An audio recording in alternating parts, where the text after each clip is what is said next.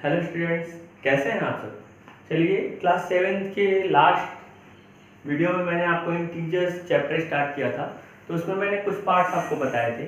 Addition और subtraction, अगर same sign के होते हैं तो हम उनको ऐड करते हैं, बट अगर दोनों डिफरेंट साइन के हों तो हम उनको सब्ट्रैक्ट करते हैं। और साइन कौन सा लेते हैं? साइन जो ग्रेटर नंबर के साथ होता है वो साइन हम ले लेते हैं। तो हम पिछला जो टर्म था उसको थोड़ा सा रिवाइज कर लेते हैं। जैसे मुझे सब्ट्रैक्ट करना था 82 फ्रॉम -17। अब मुझे -17 में से 82 को सब्ट्रैक्ट करना है, ठीक है। तो -17 को हम इसको कैसे लिखेंगे? सॉल्यूशन इसका लिखेंगे, तो देखिए -17 को हम लिखेंगे पहले। फ्रॉम के बाद जो होगा सब्ट्रैक्शन में उसको हम पहले लिखते हैं, और उसके बाद फिर सब्ट्रैक्शन का साइन आएगा -82। अब यहाँ पर देखो, यहाँ पर ये भी नेगेटिव और ये भी नेगेटिव है। तो क्या बताया था मैंने, अगर दोनों नेगेटिव होंगे तो ऐड कर दिया जाता है। तो यहाँ पर हम इसको ऐड कर देंगे 7 + 2 9 एंड 8 + 1 9, और साइन कौन सा होगा? माइनस का। तो ये नेगेटिव साइन के साथ हमने इसको ऐड किया है, ठीक है। तो ये हमारा एक सब्ट्रैक्शन का जो पार्ट है वो उसको इस तरह से करते हैं, एक पॉजिटिव और एक नेगेटिव होता है तो हम उसको सब्ट्रैक्ट करते हैं। बट यहाँ पर सब्ट्रैक्शन ही करना था, तो -17 में से हमें 82 सब्ट्रैक्ट करना हुआ, तो माइनस माइनस साइन हुआ, इसलिए दोनों ऐड हो गए और नेगेटिव साइन के साथ आंसर आया है, ठीक है। तो आगे के क्वेश्चंस देखते हैं।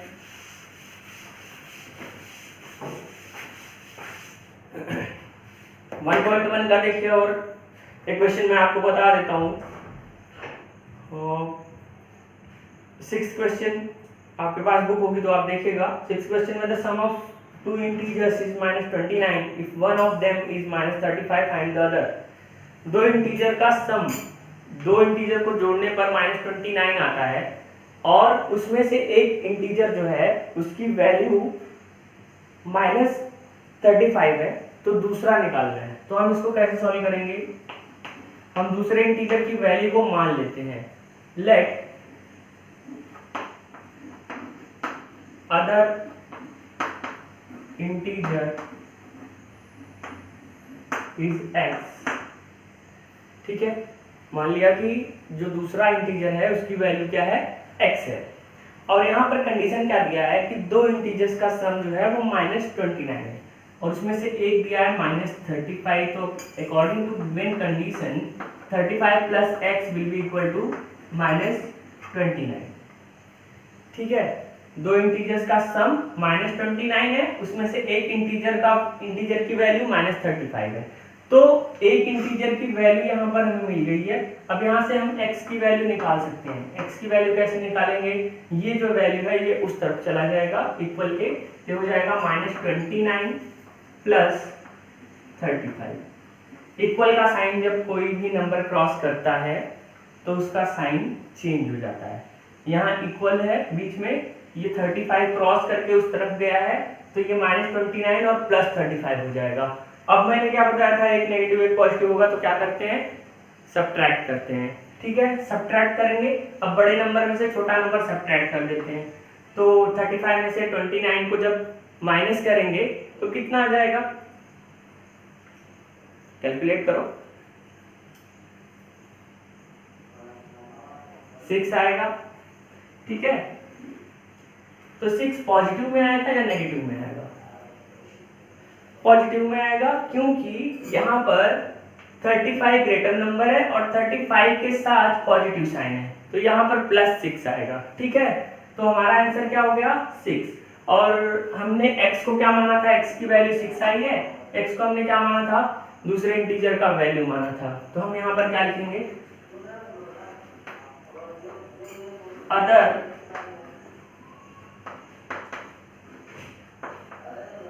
इंटीजर इज 6, ठीक है। ये आपका आंसर हो गया।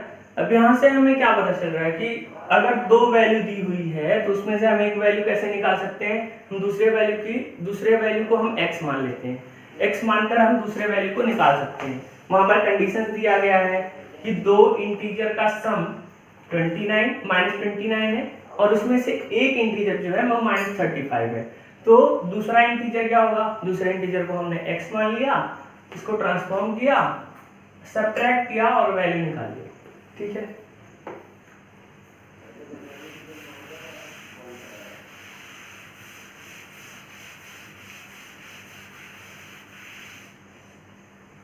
अब एक्सरसाइज 1.1 के क्वेश्चंस को आप करेंगे। फिल इन द ब्लैंक्स है। ठीक है, फिल इन द ब्लैंक्स में मैं बता देता हूँ, एक सिंपलीफाई का क्वेश्चन है वो मैं बता देता हूँ। एडिटिव इनवर्स की बात करते हैं। एडिटिव इनवर्स मैंने बताया था, जैसे यहाँ पर एक क्वेश्चन है, find the additive inverse of -53। तो एडिटिव इनवर्स में क्या बताया था मैंने, same number with opposite sign. ठीक है, तो एडिटिव इनवर्स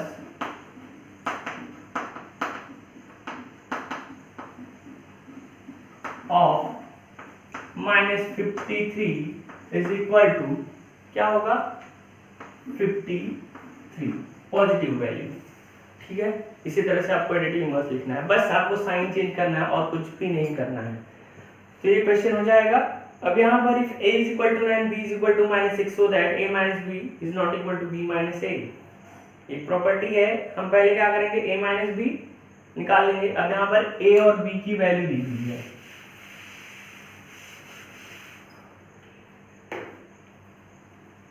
एक्सरसाइज 1.1 चल रहा है आपका। a की वैल्यू है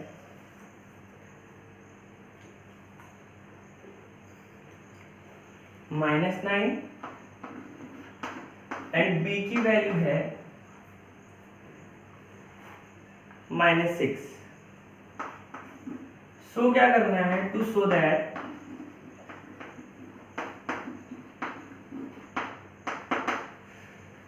a minus b is not equal to b minus a, means a minus b is not equal to b minus a।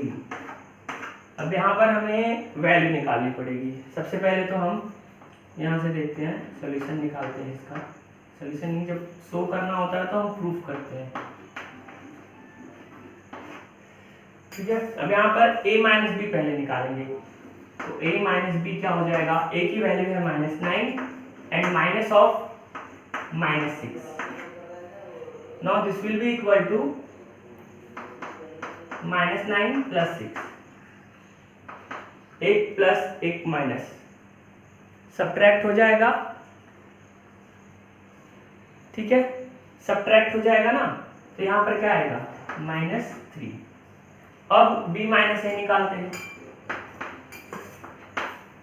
जब b माइनस ए निकालेंगे तो क्या होगा, -6 माइनस ऑफ -9, -6 प्लस 9। अब 9 एक पॉजिटिव और एक नेगेटिव है, यहाँ पर सब्ट्रैक्ट होगा बट आंसर पॉजिटिव आएगा। ठीक है, तो यहाँ पर देखो a माइनस बी की वैल्यू -3 है और b माइनस ए की वैल्यू +3 है। तो हम यहाँ से क्या लिख सकते हैं, therefore a minus B is not equal to b minus A. इसको अगर 1 लिखते हैं और इसको 2, तो फ्रॉम 1 एंड 2